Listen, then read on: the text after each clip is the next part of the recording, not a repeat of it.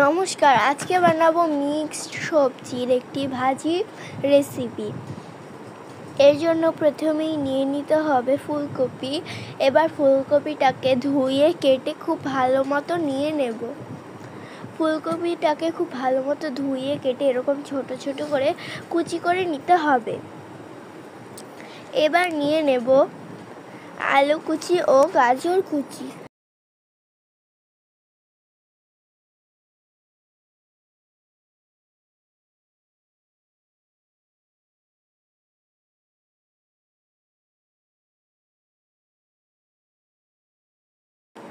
আর নিয়ে নিতে হবে পেঁয়াজ ও মরিচ কুচি।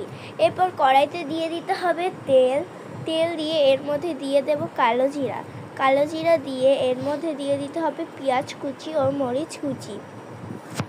পেঁয়াজ কুচি ও মরিচ কুচি, শুকনো মরিচ দিয়ে এরপর সব ভালো মতো একসাথে নাড়িয়ে নিতে হবে। খুব ভালো মতো ভেজে নিয়ে এর মধ্যে দিয়ে দিতে হবে ফুলকপি কুচিগুলোকে দিয়ে এরপর সব ভালো মতো আবার একসাথে নাড়িয়ে নেব। আর এর মধ্যে দিয়ে দিতে হবে উপর থেকে আলু কুচি ও গাজর কুচি। গাজর কুচি আর ফুলকপি কুচিগুলোকে খুব ভালো মতো একসাথে নাড়িয়ে নেব।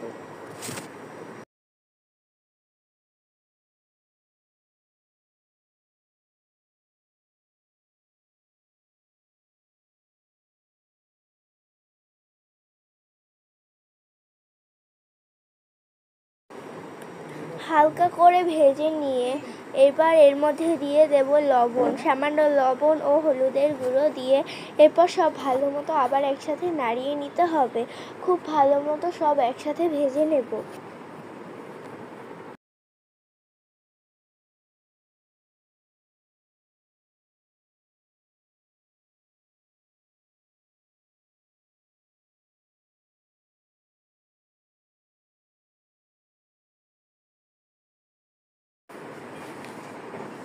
এরপর ঢাকনা দিয়ে ঢেকে রেখে এটাকে সিদ্ধ করে নিতে হবে।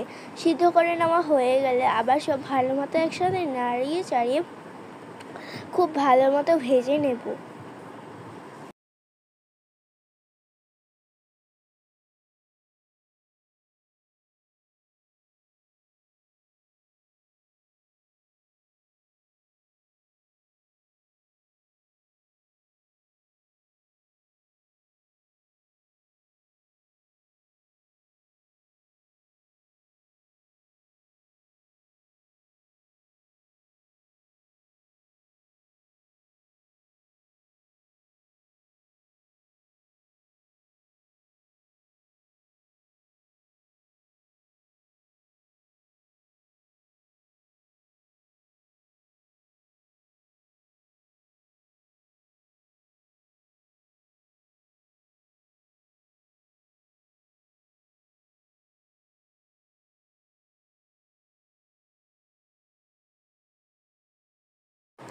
ব্যাস, তাহলে তৈরি হয়ে যাবে মজাদার মিক্সড সবজির একটি ভাজি রেসিপি।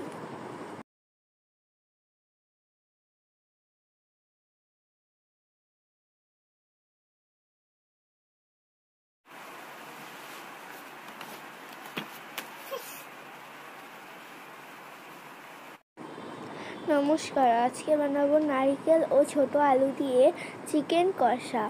এর জন্য প্রথমে নিয়ে নিতে হবে চিকেন। এবার চিকেনটাকে ধুয়ে কেটে এভাবে নিয়ে নেব। আর এর মধ্যে দিয়ে দিতে হবে আদা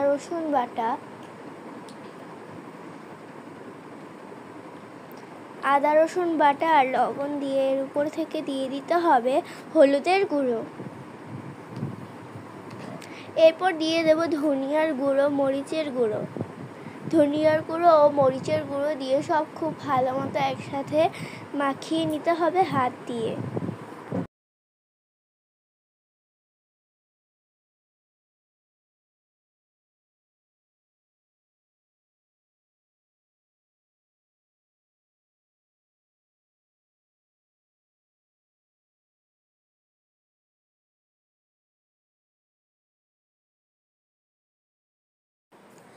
সব ভালো মতো মাখিয়ে নিয়ে এবার এর মধ্যে দিয়ে দেব নারকেল বাটা দিয়ে এরপর সব ভালো মতো একসাথে মাখিয়ে নেব।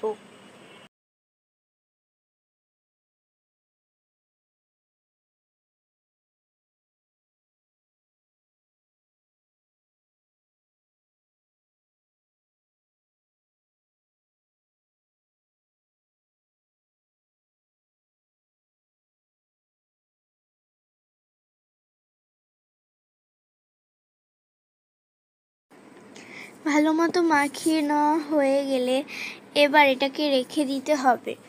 এরপর নিয়ে নেব আলু। এরপর কড়াইতে তেল দিয়ে এর মধ্যে দিয়ে দেব তেজপাতা, দারচিনি, পেঁয়াজ কুচি, সব ভালো মতো একসাথে ভেজে নিয়ে এর মধ্যে দিয়ে দেব মাখানো চিকেন।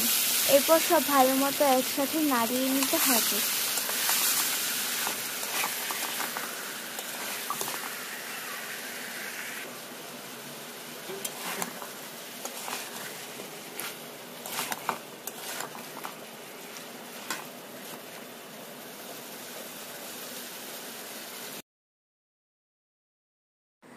সব ভালো মতো একসাথে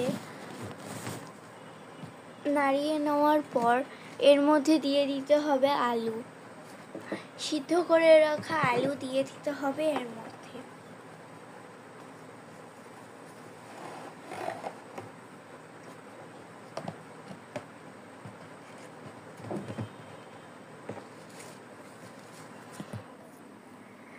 তারপর সব ভালো মতো একসাথে নাড়িয়ে নিতে হবে। এরপর দিয়ে দেব পরিমাণ মতো জল। পরিমাণ মতো জল দিয়ে এরপর সব ভালো মতো একসাথে নাড়িয়ে নিয়ে ফুটে আসা পর্যন্ত অপেক্ষা করতে হবে।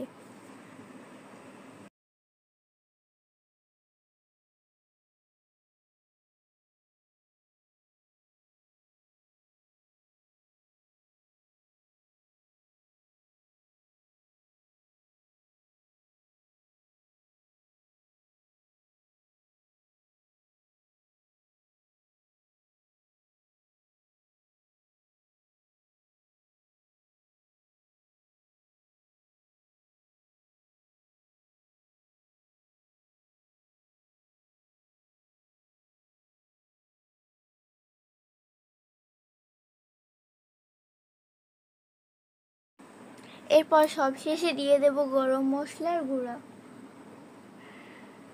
এরপর সব ভালো মতো একসাথে আবার নাড়িয়ে নিতে হবে।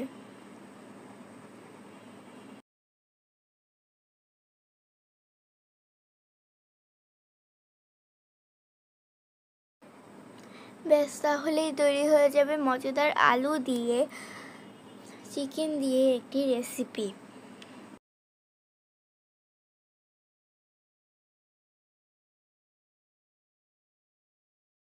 তাহলেই তৈরি হয়ে যাবে মজাদার আলু দিয়ে চিকেন দিয়ে একটি রেসিপি।